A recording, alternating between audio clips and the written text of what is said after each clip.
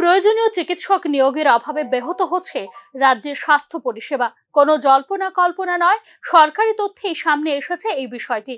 সরকারি হাসপাতালে চিকিৎসা করাতে গিয়ে কেন চিকিৎসক খুঁজে পাওয়া যাচ্ছে না তার উত্তর মেলে পরিসংখ্যানে। 2022-23 বর্ষে রাজ্যে অ্যালোপ্যাথি মেডিকেল অফিসার ছিলেন 1050 জন। তাৎপর্যপূর্ণভাবে 2023-24 সালে সেই সংখ্যা কমে দাঁড়িয়েছে 1003 জন।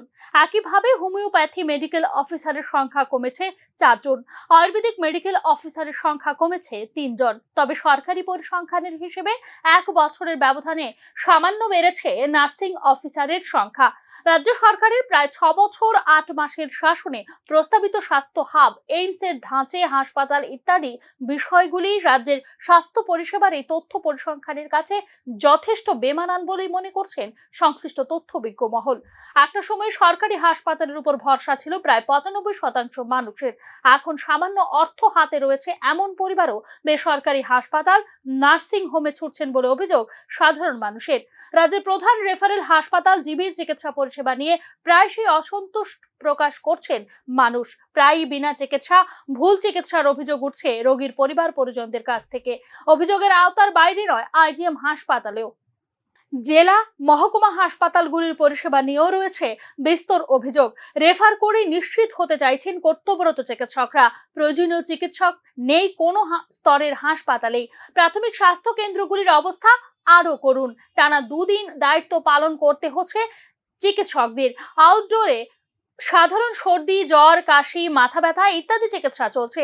অতি বিশেষ রোগ ছাড়া রোগীদের ভর্তি এড়িয়ে চলা হচ্ছে।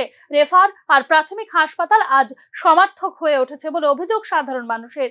প্রতি বছর স্বাভাবিক নিয়মেই অবসরে যাবার কারণে কমছে চিকিৎসক, নার্স সহ স্বাস্থ্যকর্মীদের সংখ্যা।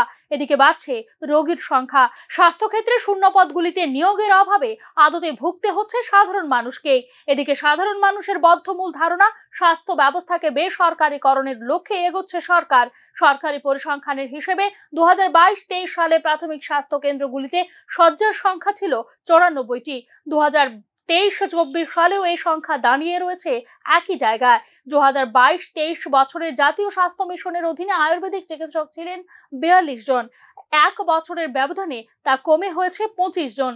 একই মিশনের অধীনে 2022-23 বর্ষে ডেন্টাল সার্জন ছিলেন 44 জন। 2023-24 সালে তা কমে 42 জন। ফার্মাসিস্ট এলোপ্যাথি 2022-23 সালে ছিলেন 229 জন, তা 1 বছরে কমে হয়েছে 220 জন। অনুরূপ ফার্মাসিস্ট আয়ুর্বেদিক ছিলেন 39 জন, তা কমে হয়েছে 31 জন। ফার্মাসিস্ট হোমিও ছিলেন 55 জন, কমে তা হয়েছে 54 জন। প্রয়োজনীয় চিকিৎসক ও স্বাস্থ্যকর্মী নিয়োগ ছাড়া সরকারি হাসপাতালগুলিতে স্বাস্থ্য পরিষেবার মান বৃদ্ধি হবে কিভাবে তা নিয়েই প্রশ্ন তুলছেন সাধারণ মানুষ।